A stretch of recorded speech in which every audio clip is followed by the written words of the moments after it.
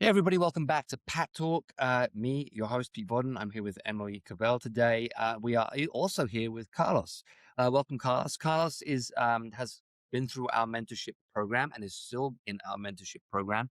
We completed our first 12 weeks together, and now we have an ongoing support program in which Carlos is in. So today we wanted to introduce you guys to Carlos, and we wanted to talk about why he started the mentorship, what he did during the mentorship, what he got out of the mentorship, and how he's feeling now and where he's going to go from here. So, Carlos, first of all, welcome. Thank you for being Thank here. thank you, guys. Happy to be here. How long have you been a part of Pharos, totally? So when did you even think about Pharos, join Pharos? What was your kinda, like, first interaction with Pharos? I actually just got my email for my 2-year anniversary last week. I've been with Pharos since 2024, but I haven't been consistent until recently because of the mentorship program with you guys. Mm. And you joined, and then when you started, we were doing the 6-week limitless challenge, that you wanted in on, and that was our before we did the mentorship, we had our 6-week limitless challenge. We had done, like, Mhm. 15, maybe even 20 of them now. We've done a ton of them. It's evolved over the years, and that was kind of your first, like, interaction into the space. Yeah, do you wanna chat a little bit about kind of that, initial program that you jumped in on? Yeah, I actually did the with the 7-day. I know there was a 1-week program, right? I forget the Well, name of it. I think the first thing you did originally when you first joined Mhm. was a full 6-week limitless challenge. Yes, you're right. And then after that, I did. That's when I got injured and I took 6 months off, but I wanted to come back, and I knew that for me to really remain consistent, I wanted to lock into something that was gonna provide me with structure. That's when I did the 1-week program, and then I did, the next 3 months, and now here I am with the 2nd round, and it's been working. I'm still here, and I haven't gone less than 4 times a week since November. Which is I made huge. Yeah, yeah, I made it through the holidays. That was you were kind of like I always say, Carlos is our ideal customer avatar when it comes to the mentorship program because you were our curious beginner that was looking for a roadmap and a place to start and program to follow and to do it the right way.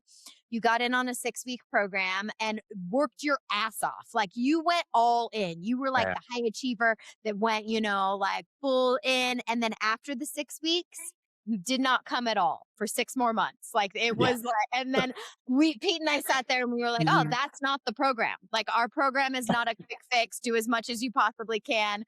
And that way you then are so exhausted that you need to, take a break from it.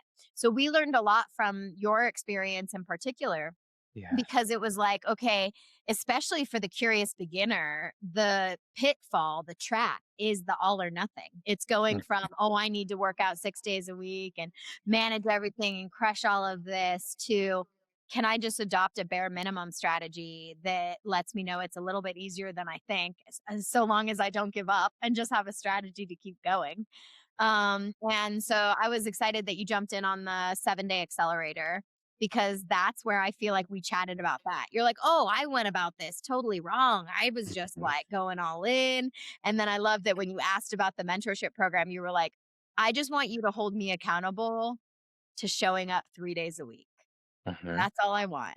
You're like, you had a very specific goal. So do you want to chat a little bit about kind of where you were mindset wise, what it is that you were kind of really looking for and why you think you did both the 7-day program? That's kind of like our, anyone who wants like motivation and excitement and a plan to follow. That's kind of our like 7-day bare minimum blueprint program. So what made you kind of curious and interested in doing that? And then what made you know that you kind of like wanted to do the mentorship? I was really responsive to the concept that you presented initially, which was like, what are your I remember we filled out the questionnaire about what are your wants, what are your desires, and it really put that in perspective in contrast with what are my anxieties and my fears. And one of the things I wrote down was the fact that a lot of people in my family have diabetes. There's a lot of illness, and I wanted to not get there. I've seen the toll that it's taken on their lives. So for me, it was more than like a fad or a trend. it wasn't something that I wanted to take up as like you said, like a temporary fix it type of situation. I wanted to build the habits that are going to create a permanent lifestyle for me. And so one of the things that helped me get started was the program. For me, it didn't feel stifling, it didn't feel overwhelming, it wasn't a lot of pressure. It was kind of like, what's your bare minimum? Start there, because minimum is better than nothing.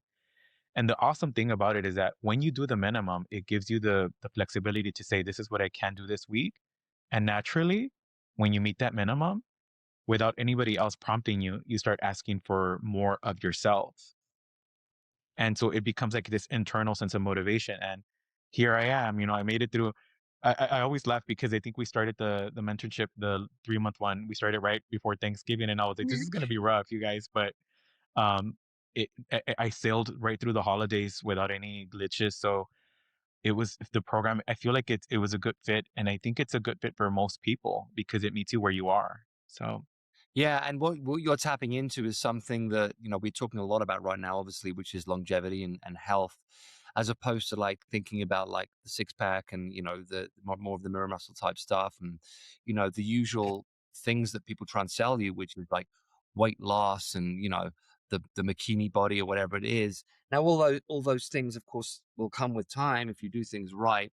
But really, I think a lot of us at this point in our lives, just thinking about, okay, how do I stay healthy? How do I prevent, things like diabetes and heart disease and so forth? How do I really provide myself, my body, with the nutrition, with the fitness, with the lifestyle it needs to really thrive, you know, over years, not over weeks, So whereas the initial 6 week challenge you did, I mean, you did great on that. You got, really good results. And obviously you did really well, but it wasn't enough to sustain you. And then you kind of fell off and then you came back. And I feel like now you'll never fall off. Like you have this like long-term strategy, this long-term plan. You understand yourself a lot better. I know that when we met personally, it felt like you had a new sense of drive, a new kind of sense of understanding of, what an exercise session looks like, what your limits are. I think you probably had a lot of self-imposed limits before as to what, you were capable of and like what your fitness journey looked like.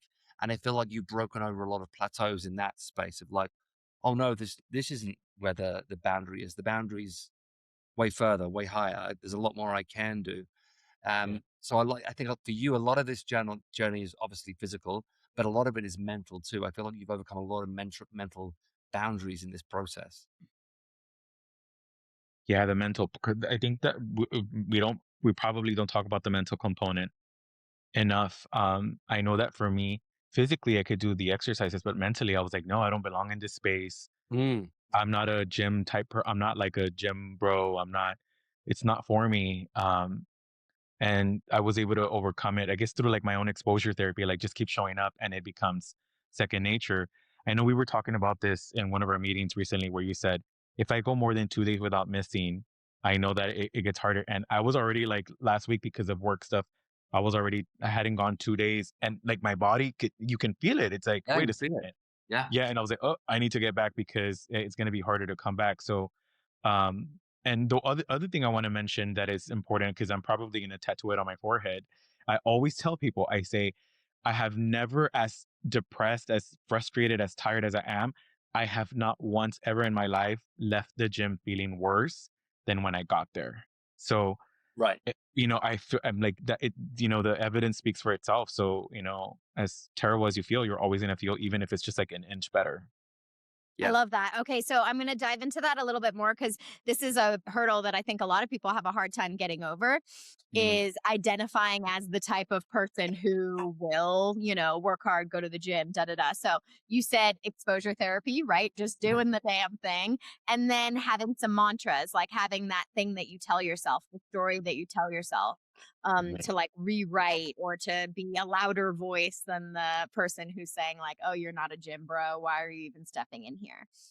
Any other like strategies or tools that allowed you to try to rewrite that story and step into that kind of new identity and deal with it kind of on the mental aspect? Um, yeah, I think part of it is, again, I keep going back to exposure therapy. So you won't know unless you show up. And so I do therapy for a living, right? That's like my role. I do therapy. And one of the things that I tell people is you won't know unless you show up. And a lot of times, what holds us back is our ability to tolerate discomfort. So, is it going to be uncomfortable? Yes. You're going to show up and you're going to feel out of place and you're going to be uncomfortable. But your goals, your ultimate goals, your health, your life, your ability to walk up a flight of stairs is bigger than the discomfort you're going to feel for that half hour. Mm, And I know that for me, I was uncomfortable for probably the first few weeks, maybe months. And now I feel like, no, like I'm a part of this community. I feel like I belong. And just you learn things while you're there. I've seen guys at the gym because you compare yourself. We all do it. And I see guys that are like super jacked and like super great physique. And sometimes they're using weights that are lighter than what I'm using. And I realize it's not that I'm better, is that they're making sure their form is correct, and that educates me, and it mm, makes me feel like, hey, you got to check yourself too. It's not about the weight, it's about your form over function, your form. And but all of those things you're never going to know if you're not there to watch it and observe it and to learn. So show yeah. up. You just got to show Yeah. up. Yeah, you touched on a really good point, which I try and explain to people. Like, avoiding pain your whole life is not a strategy. That's just avoidance. Like, pain is going to come one way or another. And it's better to learn how to deal with it in the gym environment. This is why it's so great, right? We create an artificial environment of struggle and stress and Mhm. an obstacle, so that in enduring that and overcoming that, we can deal with these things in our lives, because these things are going to happen to us. And I think, I think about this a lot with my kids. It's like, if we just always operate from a place of protection and always be like, almost like coddling ourselves and saving ourselves from the hurt and saving ourselves from the pain, rather than exposing ourselves to it, we're always going to be vulnerable. And we don't want to be in a place of vulnerability. We want to be in a place of strength. So I think the gym can teach us to be in that place of strength. So again, when the real struggles come, the real world struggles come, we can cope with them a lot better. And then Yeah. hopefully, your clients, and hopefully by you going through this, you'll be able to explain that better, right? And you have a greater understanding of that point. It's like, the part of it is the story that you tell yourself, like, I'm now the person that does this. And it's like, well, I know that I can endure this. I know I've been through this before. So I often say, like, if you go to the gym first thing in the morning, you do something really, really, really hard, then the rest of the day is going to be, because nothing's going to be as hard as that first thing you did, right? So a lot of the time it sets the bar so high, you set your own bar so high that nothing else can touch you. And that's kind of the way that we look at it from a mental point of view. Um, so I think, again, by you going through that, you are better equipped, as a therapist, to speak to people and help them understand, like, you need to face things, you need to deal with things rather than trying to avoid them, because avoidance isn't really a strategy. It doesn't help you in the long term. Right. Yeah. 100. What do they say? Typically, they say that your capacity for growth correlates with how much you're willing to face yourself and your anxiety Right. and your fear. So, Yeah. Well, that- that's you learn so much about yourself in the gym, right? Like you just said, you learn so much about yourself, of because we all have like preconceived ideas of who we are and what we're capable of and where our limits are. And then when we overcome them and we find new versions of ourselves, it's like, oh, I'm this new version of myself, and that's super important. And again, that's why the gym is honestly such a gift, because we can create an artificial environment that really nourishes that and propels that, you know? yeah. Right. We chatted about identity, the stories we tell ourselves, all of that. And one of the biggest things in the 7-day program, you don't even got to throw down for the mentorship to do it, because this is the pillar, is like, I'm the kind of person who, no matter what, da da da. So, what would you say over the past 3 months? Because you, especially, I was like, dude, you are stepping into a new identity. Like, you are not even the same person that you were 3 months ago and 6 months before that. And so, what would you say are those kind of, I'm the type of person who, you said, I'm the type of person who now, no matter what, works out with at least 3 days a week. Yeah, I'm the type of person who walks to the gym and walks to the grocery store and walks in my neighborhood. I'm like giving you some prompts just because I know some things, but what Mhm. are some things, from the beginning of the mentorship to now, that you weren't doing then, that you are doing now, that has allowed you to kind of step into this, like, new identity? Yeah, I think I am the kind of person who shows up in spite of what I'm thinking or feeling. I mean, it's really that simple because I was just talking to a friend about how we were the idea that you shouldn't trust your thoughts or your feelings when everything's turbulent, when you're stressed, when you're upset. It's like don't trust your mind because everything's kind of murky. And so I tell myself, well, maybe I shouldn't make decisions based off a feeling or a distorted thought. Show up until things kind of settle. And so I'm gonna be, and I am now the type of person that's gonna show up for my goals in spite of any insecurities or misgivings about who I am. Because my goals are bigger than those anxieties and those fears. I love that. Okay, on that note, what are some things over the 12 weeks that you did achieve? It can be body composition, it can be weight on the scale, it can be the rotisserie chicken photos, selfies that you started doing. It could be any of them, just any of the wins that you want to celebrate with us and everyone. All right, I'll start throwing some things out there because the scale and I we have like this long-standing altercation because I'm kind of it looks like I'm plateauing, but I'm not, and I'll tell you why. Because all of my like shorts that I have now that I wear like leisurely, like they're falling off, like they don't. But I weigh the same, so it's like, what's going on here? It's like it's not that I'm not losing weight; it's that my composition is changing, which is what I want.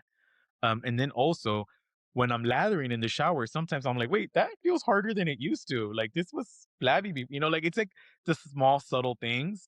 And then I used to get embarrassed because when I would put my glasses on, this right here, you could see the indentation of this. And now I don't see that. So that's the physical stuff. But I feel like the more important stuff is the habits that I've built, is that now it's an essential part of my life to be active and healthy. Because I was talking about the aesthetic, right? The like Mm. the look part of it, but It's where um, everyone starts. It's all right. yeah, right. And but like now, like what I've shared with you guys when I've traveled, I've one of the first things I look for is like, is there a gym? Is there some kind of facility where I can exercise? What can I do to do workout? Um, and again, it's not everybody says it, but I actually mean it. Like it's not just about looking good, but I really want to be healthy. I want to age as best as I can. So yeah, that's my long-term journey, my goal. Amazing. And did you, so you said your weight stayed the same, right? We basically went 12 weeks, no weight change. It was pretty awesome to see. We just saw Yeah, subtle shifts in basal metabolic rate, which is, for those who are listening that do not know, it is how many calories you burn at rest. So if you are just like not doing anything, just Netflix and chilling and doing nothing all day, how many calories you burn just surviving. And then from there, that's how we then kind of gauge how many calories you need to survive, how many calories to fuel your life and to get results and all of that. So your basal metabolic rate went up, your muscle mass went up, your muscle body fat master. percentage went down. Yep. Any like notes that you just kind of that over the course of 12 weeks that you want to remember of that journey of like noting that the scale wasn't changing, trusting the process anyway, and then being surprised that it was a body recomp, not a loss of mass that we were going for. Yeah, I think for people, just don't get discouraged because I was aware of that. I was aware of the insight between like what the body fat composition, your skeletal muscle mass, and I still felt bad. I was like, you're not doing anything. You've lost 3 pounds in 12 weeks. And then when I look at the numbers, it's like, oh, wait a minute, I gained 6 pounds in muscle. So it's gonna look like on the outside you're not doing much, but it's a lot's happening. So yeah, I that's the reason why I trust the process and I'm continuing. Yeah, totally. And like, it basically in terms of numbers went from 28.2% body fat down to 26. Skeletal muscle mass gained a pound and only a 3 pound difference in weight, stacking still at 185. So Mhm. pretty pretty incredible there, and really just goes to show that it is the composition of the weight that matters a lot more than, the weight itself. Yeah, yeah. And I haven't done a weigh-in since I think the I want to say it was like mid-February, the end of February. So we'll see where I am. I've been consistent. So That's on your homework this week, to do a scan and a rotisserie chicken. yes. I need to do the tan too though, because I'm gonna blind people. So You don't have to share. Okay, for those who don't know, we used to not do this at all. Like, we have never been huge on before and afters. Like, our brand was not built on before and afters. It was built on this is, a non dogmatic, not quick fix. It's a lifestyle across fitness, nutrition, and lifestyle, blah, blah, blah, blah, blah, right? But then we realized over the course of it that, like, the embody, the scale, like, it can fluctuate and the mirror can lie to you. But like, how many times do you look at a photo of yourself, like on Instagram, like one of the Facebook memories, and you're like, oh my God, I looked amazing. I wish that I loved myself as much then as I do, like, as I do now. Like, you look back at yourself and you have that perspective. So during the mentorship, we actually started requiring people to do a video or, selfies, but a video. I call it the rotisserie chicken. You have your phone out, you stand 6 feet away, and you do forward, you do the side, you get it from the back, from the other side, and go to the front. You can also pose. I know Carlos is posing a little bit because you like want to be excited about your guns, like right. there's like fun things. And then in addition to noticing body composition changes and muscle mass gaining in some places and body fat losing in other places, we also noticed postural improvements. We worked with someone over 12 weeks who has scoliosis, and literally her spine got straighter, and like we noticed this through the through the data. So the scale is but one piece. Then you have your own anecdotal experience, the stories you tell yourself, the habits you have. And the goal over the mentorship was just to get as much data points that you could look back at to then know, okay, what exactly is the right recipe or the right formula for you. So if you were to boil down what, very simply, of course, we had to, 12 weeks and beyond and all the nitty gritty, and we really went into it. But a lot of times I feel like people really overcomplicate programs and things and all of that. So if Yeah. you were to just kind of simply look back and think to yourself, okay, I gained muscle, I lost fat. My basal metabolic rate went up. I now am the kind of person who looks in advance when I travel to look at gyms and, and like I walk places and I'm like stepped into this new identity. If you look back and you think, okay, what is the recipe for success? What is your own individual unique program? What do you need every week in order to survive and feel good and thrive in your program? What does that look like for you? Fitness, Make nutrition, and lifestyle. make it work for you. So I don't know if I shared with you guys the last time I was really like actually trying to go to a gym. It was probably like 8, 9 years ago, and I was going to UFC, which is in Rosemead. So I would drive in 45 minutes of traffic. I would never do that now. Like it's completely unfathomable. So like that's one of the reasons why I chose Pharos, because it's like one, it's nearby. Two, I can incorporate a walk to the gym. So it's kind of like you gotta make it work for you. It's already a hard thing to do. You're gonna do your bare minimum. So make it as easy for you as possible to meet those goals. And so like, and then I knew that if I enrolled in a program like this, I'm a people pleaser, so I knew I was gonna be on my ass to be like, you gotta do what they're encouraging you to do. So set yourself up so that you have supports that are gonna help you win. Make it easier for yourself. That's I guess the best thing I can say. Totally.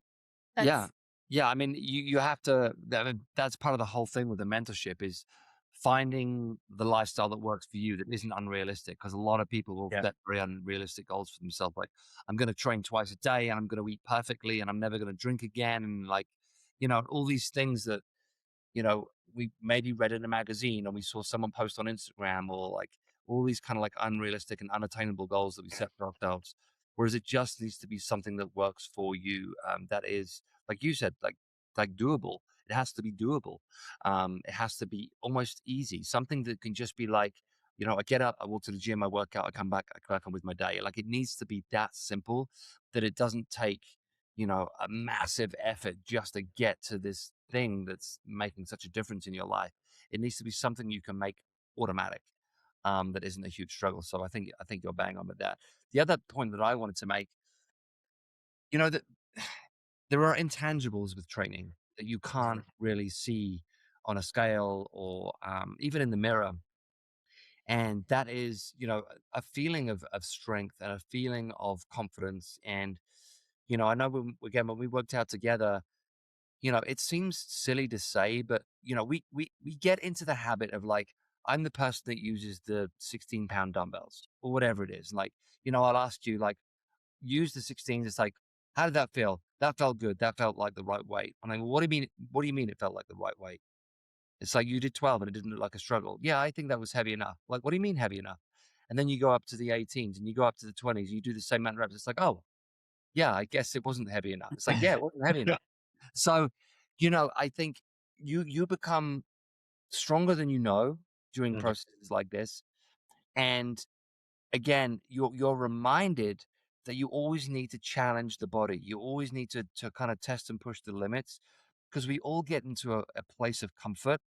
I think mhm, stage one is consistency. mhm, Once you found that consistency, you then found comfort in that consistency.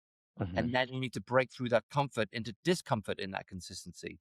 So once you Yes. find discomfort in the consistency, that's when you get the real results. Because Okay. in the discomfort is where we make the real progress, obviously. And that's something you have to constantly train yourself to do. Because it's easy, and we're all guilty of it, especially when we train on our own. It's all easy to go into the gym and find a place of comfort. Yeah. Find something. This is why you see, and I've been talking about it lately. You see people just like walking on a treadmill, and they're not in zone two. They're barely in zone one. But they're Mhm. telling themselves they're doing something. And then they're kind of like going through the motions of exercises. They've got the 2-pound weights and they're doing a curl and press or something, telling themselves, yeah, this is what I saw someone on Instagram doing. But it's not really the thing. The thing is like, are you providing enough stress on your body to create Mhm. change? And that's the honest conversation you have to always have with yourself. Because if you truly want to change, you have to be providing the stress. It's Um, just comfort. Yeah. you Yeah. have to change that discomfort. That's the only way it happens. And I think you've learned to do that. You've learned to, like I said, phase one was consistency, phase two was comfort in the consistency, and then phase three was discomfort in the consistency. And now you know that. I feel like for you from this point on, it's going to move forward in leaps and bounds because you will chase that discomfort, because that's where you need to be. Yeah. For sure. So if you look at a week, you train how many days a week right now? 4. 4 days a week. Great. That's And you're also getting some extra steps in. How many would you say you're getting, like 5,000, 10,000, some of those steps? I'm always in between 5 to 10 now, which before I was always below 5.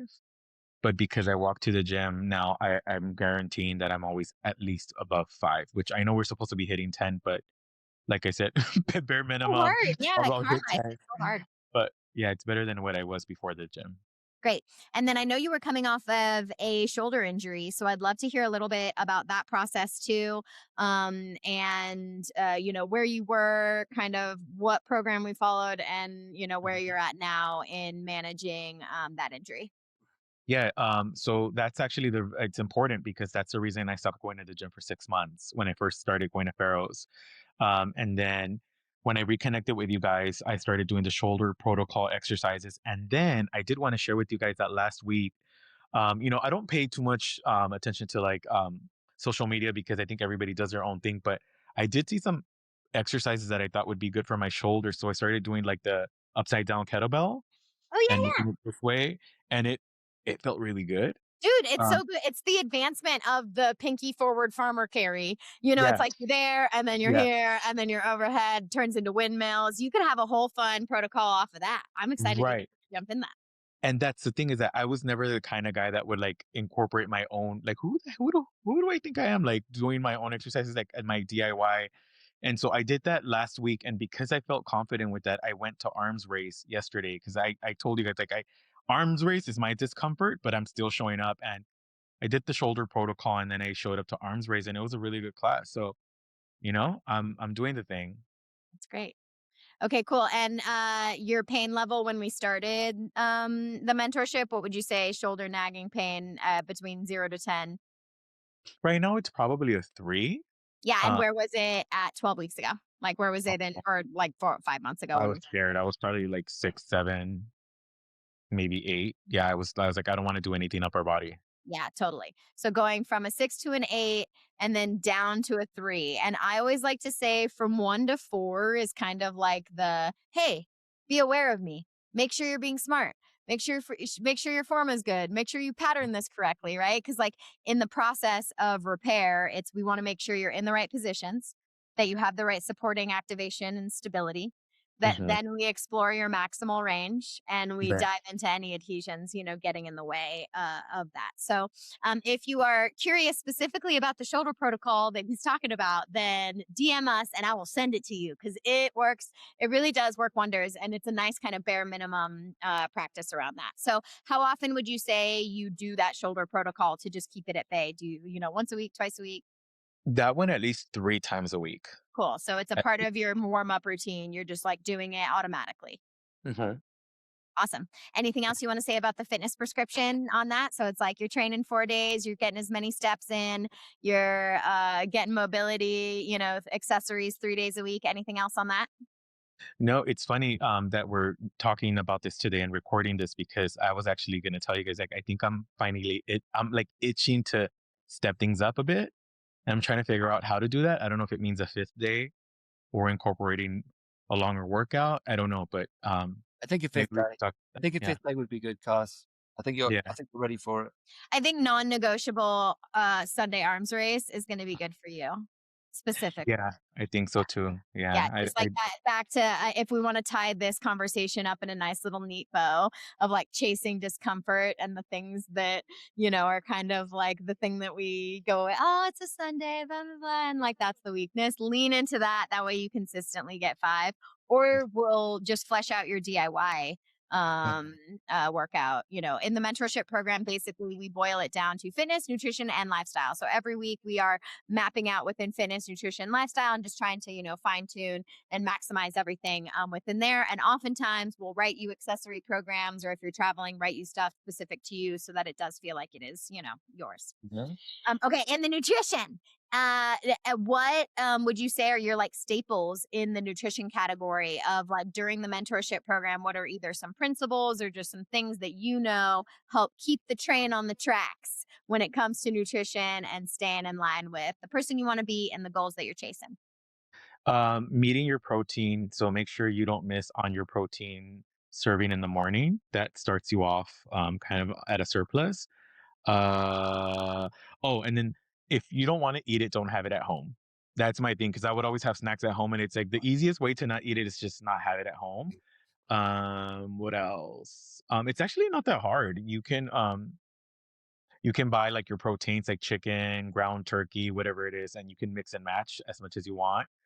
And then for me, the one thing that I do wanna, get rid of is that I have a habit of snacking a lot, and so I'm trying to snack on protein, so I buy the meat sticks, which I probably, also, like, I guess this is, like, advanced, like, I probably shouldn't be eating a lot of, like, processed food, stuff Yeah, like that, but it's a for good now. scape. Yeah, You're it's like, yeah, it's correcting the habit baby one steps. thing at a time. Totally. Yeah, that's the thing, that's the whole purpose of this whole thing. In order for it to be viable, you gotta do it, like, slow and steady.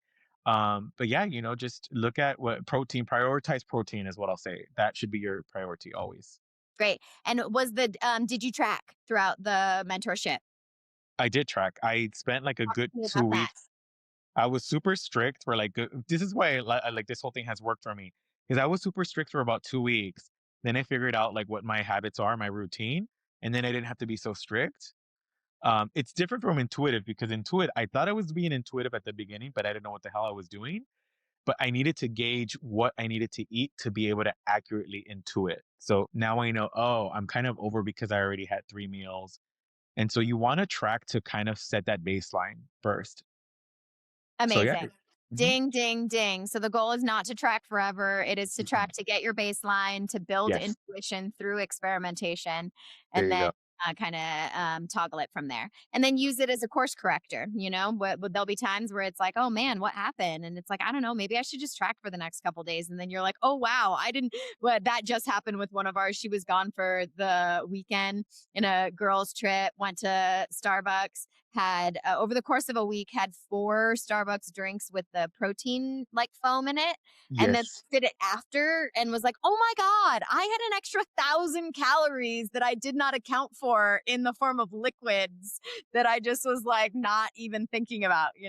So sometimes using it as a nice course corrector, but never living or dying by the tracking apps. Right. Totally. Okay, great. And then, of course, there's the pillar of lifestyle. And in lifestyle, that's like you said, the mental. We don't often talk about this. People really just dial into the fitness and nutrition aspect of it. But in lifestyle, we say it's the support systems that you have, the Mm. awareness, the support systems around you, the awareness principles that you have within you, and then the habits that make up your everyday life. So, what in the lifestyle category did you make the biggest leaps and bounds through the mentorship and beyond? So it's kind of like, you know what they say about like when you're picking a job, they say don't mold your lifestyle after your job, mold your job after your lifestyle. That's kind of what I did with the gym. It's kind of like I molded my life so that it would incorporate the gym more. So whenever I have outings with friends, I just did it this weekend. I went to this like estate sale with a friend, and she said it's at this time, and I was like, I can go, but it has to be after my gym class because I had launch on Saturdays. And I asked like, is it okay? Because I need to make it. So just it's just small differences like that, and it ended up working out. Normally, I would sacrifice myself to accommodate other people, and now it's like, no, I need to make sure that I go to this class. And if I know that I'm going to be out of town this weekend, can I attend an extra class on Friday to make up for those classes? So just like make that part of your life a priority. Like adjust other things to make that fit. And I didn't do that before. I would always sacrifice that first. Yeah, you have to care enough. This is what I say Mhm. to a lot of people. A lot of people will use time as an excuse. So it's like, you know, I'm always like in my brain, it's like, trust me, you're not as busy as me. Like, shut up. But I won't say that, obviously. No, Mm. very fine. You But can. Space. it is an excuse a lot of people will use. And honestly, my reaction is in my brain, it's like you just don't care enough. Because if you did, you would make the time. Because this is something that is important. Like physical activity is important, exercise Yeah. is important, eating right is important. And to use the excuse of time, it's honestly just laziness. I've known some very lazy people that have told me they don't have the time, or oh, I've got more important things to do, or whatever. And like I said, it's just like you just haven't made yourself care enough yet. Once you make yourself care enough, and once you make it a non-negotiable, like you said, you will organize your time around it. You're almost time blocking it. It's like this hour of the day is for me. It's to do this thing that's very important to me, and I can't fuck with it. But for a lot of people, it'll be the one thing they'll just happily give up because it's the hardest thing. So it's like, oh, it's okay. I missed the gym today because I made this nail appointment. And I need to get my nails done and blah blah blah. Whatever it is, it's like you cannot make the gym. That's the first thing that you sacrifice when things get hard, because that's what people do. It's like, you know, I've got a social engagement. I've got a dinner. I've got drinks. I've got this. I've got that. It's like most of that stuff can wait. Most of that stuff can be moved around. You have to care enough to create a time in your day where you're doing this kind of work, because this kind of work is more important than most other things. Obviously, there are extremes. We all have those days where it's just like impossible. That you just can't, even with the best negotiation, you just can't make it work. That's understandable. But what I'm talking about is there are people who will constantly make that mistake. They will constantly make the gym the thing that they sacrifice first because it's the hardest thing and it's the easiest thing to give up because it means you don't have to work as hard. Which is so sad because You know? they're just giving up on themselves. They're Yeah. just giving up on their potential to like leap, grow, Yeah. So yeah, I I think you're at the point where that no longer happens. That's not the thing you give up. Other stuff can would. be moved around. Other conversations can be had where it's like, I have this thing, I'm doing it. So everything else can wait kind of thing. And you have to get to that point. You have to care enough that it matters. Um, Yeah. because, if you don't, if you constantly sacrifice it, then you will fall off. You will 2 days become 3 days, 3 days become 4 days. Before you know it, you're no longer going to the gym. So it is super important to carve out the time and make it. It's an appointment. It's an appointment with yourself, and it's happening. That's how it has to be. Yeah. I think also a lot of people, what I would like my 2 cents regarding that is that a lot of people will often say the easiest excuse was I don't have time, but I would encourage people to be more honest and say, is that the actual excuse or is there something behind it? Like, are you just scared or Yeah. insecure? Because for me, I was extremely insecure, like, "Oh, they're gonna be looking at me like, look at this, Right. like, loser. He doesn't know what he's lifting, how he's using the exercises," and so my excuse was, "Oh, I don't have time. My job is really stressful because my job is Right. really stressful." Time becomes the scapegoat. Yeah. That's yeah, exactly. That's so Yeah. just, if you're able to identify what it is, I think it's easier to overcome it. Um, yeah, because I would use that excuse a lot too. I was very insecure. I was like, "Oh, no, I'm gonna look stupid at the gym." So Yeah, yeah, and I think that is a huge thing, and as much as we try and lower the barrier to entry at the gym and try and make it as friendly as we can, that will always be a thing, like, gym apprehension will always be a thing, and it's a difficult thing for people to overcome.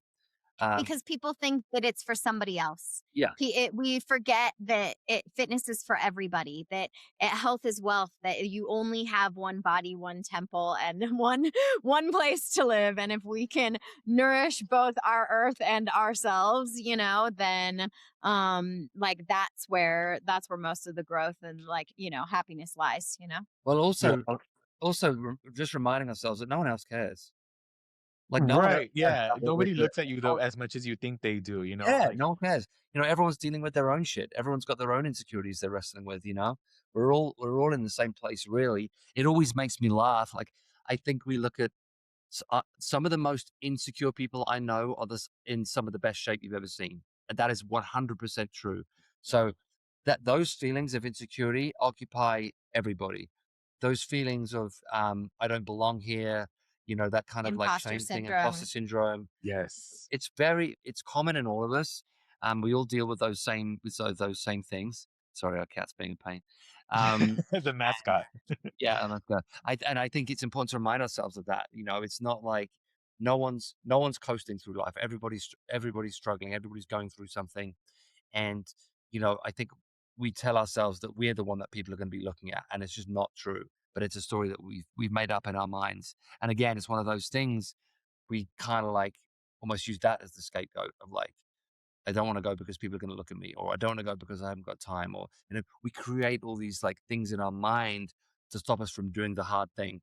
Which When is why, like, for us, the lifestyle pillar of the program is yeah, the piece, like Mm, us building you a fitness and nutrition program, that was not worth what the mentorship was. The mentorship was us chatting about, was us checking in and us meeting weekly and us chatting about the stories that we tell ourselves and the insecurities that we have and being vulnerable with each other to open up to kind of get through some of these barriers that hold us back.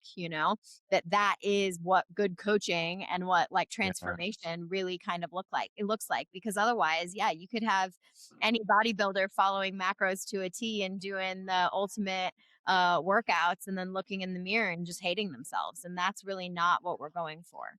I always go back in my brain. I always go back to like school, and I Mhm. think about like if I'd had the right teacher at the right time, just go put his hand on my shoulder and say, "You're good at this. You should do this." Like the impact it would have had on me, as a kid, would have been huge. And I think sometimes I think about that with clients at the gym. Yeah, Sometimes you just need someone to be like, "It's okay, you can do this." Like you just need that little bit of affirmation sometimes to yeah. make the step forward, and that's all it takes. Sometimes we just need a little reassurance, a little guidance, a little help, and it can make the world of difference. The right words at the right time can really help us, because we never really get rid of that inner child. Like it's always there. It just needs a little, there's a little bit of encouragement, and a little push. It's funny because people think because I've been doing this for so long, like if I'm in a class that's being coached, that they don't need to pay any attention to me because they don't think I need it. But when someone says something to me when I'm in a class, it impacts me. Like it makes me feel good. It's like that positive reinforcement is still very impactful on me. And I've been doing this forever. So Yeah. I know how that must feel to someone who's newer to it. Just that alone, that little just like fist bump or that little thing that just picks us That's up. a big deal. I have to Yeah. tell you guys, that's part of as a little plug-in for Pharos here. That was part of my comeback to Pharos because there was a lot of times where I was lifting something heavy and I didn't even know the coach for the class was watching, and I would hear in the background, "Oh, you're doing great, Carlos." And I was like, "What the hell?" I'm like, "I didn't know you were see." And then Yeah. I got a little embarrassed because I was like, "They're watching me fight for my life over here." But it felt good. I know I can tell you like Lindsay, Catherine, and then Tyler used to do a launch when I first started. And like they would say things to you, and I was like, oh, like you guys are actually watching me. And that was part of like that's the culture that I see at Pharos. That's what gets me coming back. And you're right. You feel seen in a non-judgmental way. Like I see you doing the thing, and I'm rooting for you, and it's important too. Yeah. I love that. Okay, so anyone who may be thinking about, at a similar place where you were, where it was just like, oh man, like I want to do this thing, but I don't know what I'm doing, and maybe I'm a little injured, and I tried something, and I went all in, and it didn't work, and now I'm not doing anything. What would you say to that person, uh, to inspire them? Oh man, I would say you I think you're worth it. Your health, your life is worth the discomfort. Just give it a shot and start at bare minimum. For me, that bare minimum concept really stuck. Like, if you can only do half an hour once a week, start there because in 6 months, you might be doing half an hour for 3 days. So, your health, your life, your trajectory, your aging, you deserve to age well and happy and healthy. Give yourself a chance, is what I would say. Oh, I love that. Well, thank you, Carlos. Thank you for trusting us with your journey, for continuing on, for walking the walk, talking the talk, and just being a joy to work with. And anything else that you want, the good people of Pharos, or the people of the Pharosphere, as Peter likes to so dearly call it. No, I mean, I'm happy to be part of it, and I want my 100 class sticker, so just putting that out there. I haven't gotten it, but Wait, no, are I'm you at happy to be 100 part of now? it. Yeah, I'm Oh my waiting. God, I'm bringing Remember? your sticker in tomorrow. Okay, well, I'll see you when we meet tomorrow for our Yeah, session. I I want will my see it. Yeah. sticker, and no, I'm just happy to be part of the community, and I thank you guys for your genuine care and investment in my health. So I appreciate that so much. Thank you Oh, guys. It's our pleasure. appreciate you, Carlos. Well, thank you so much. You want to sign us out? Yeah, thank you, Carlos. We appreciate it. Thanks for listening, guys. We'll be back with more of these interviews soon. But again, thank you, Carlos. We're super appreciative that you did this with us, that you trusted us. And yeah, we look forward to working with you even more in the future, and to you guys as well out there. We're here to help. That's our main goal. So hopefully we'll connect with you soon. Thank you, guys.